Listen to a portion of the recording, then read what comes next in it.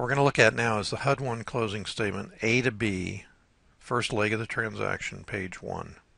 Buyer on the left side, seller on the right side. Student paid $60,000. Seller received $60,000 as a credit to start. Student then had to pay $868 in closing costs from page 2.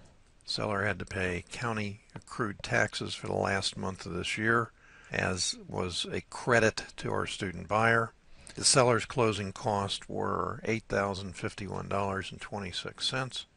I noted on here once again, no deposit for the student, no escrow deposit whatsoever. The final cost to the student was $61,099.13, money which the student didn't have. Proceeds to the seller were $52,179.85. So now we're going to look at the HUD-1 closing statement A to B, page 2 leg to see where those expenses actually came from and who paid what. The biggest one right off the bat is $3,600 paid to the real estate listing agent, in fact, who gave the deal to the student. And these are the usual settlement or closing fees and abstract or title search paid by the seller. And here's settlement fees paid by the student buyer. This is the actual title insurance paid by the buyer. We did that so we could choose the closing agent. These are wire courier fees. They're miscellaneous junk fees, frankly. $420 for tax stamps. That's transfer stamps for the property's deed, and again paid by the seller. Now, this is a whole list of various things, as you can see here. There are real estate taxes for the entire year, solid waste account, utility account. They all amounted to a chunk of change when all was said and done. And there's the cost for the seller, $8,051.26 it appears. And the student paid $868 even. Alright, so now we're on the HUD-1 closing statement, second leg of the transaction, or B to C, page 1. And at the bottom you're going to see what the net profit was to the student. The student sold it for $83,500, and end buyer C paid that. Here's the cost to the end buyer for closing, $1,003.13.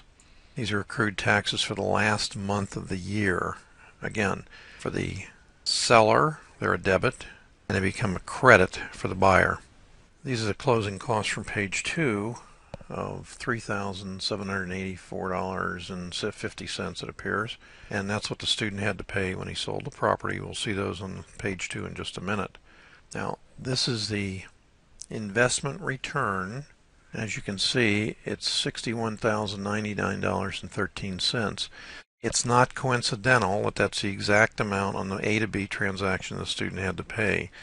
This is the transactional funding returned, and in this case at no cost. We have free transactional funding for preferred closing agents up to $80,000, and that's an example of it there.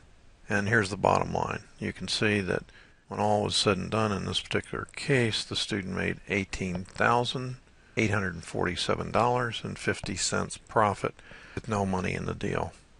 And this is the amount that the end buyer had to bring in, $84,734.26, it appears. Now what we want to do is go to page 2 and see what these expenses are actually made up of.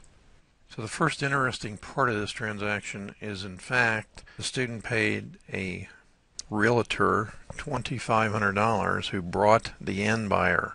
Pretty unusual, but it does happen, and it's okay. These are the settlement cost and abstract of title the student paid. Again, this is for the end buyer. He paid $450.